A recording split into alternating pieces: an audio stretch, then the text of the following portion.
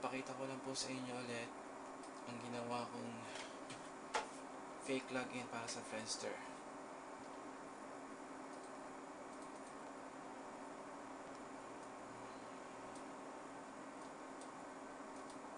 This is the website.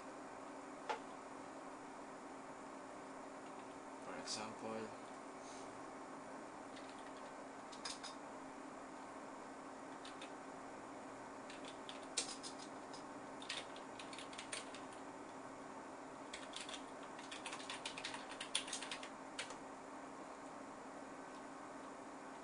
I put the password of and with the name of Friendster. Friendster date, and then log in.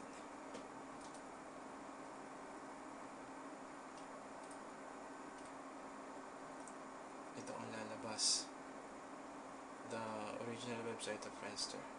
And then punta ako sa yung account to check the email password that I hacked.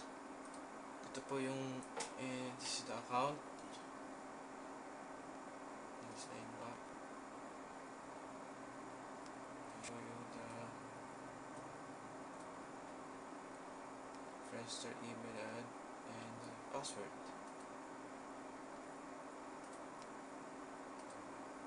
Tada! This is the password. Na Friendster and Yahoo fake login. Just leave a comment and then yun, bibigay ko sa inyo. Salamat. Yun lang.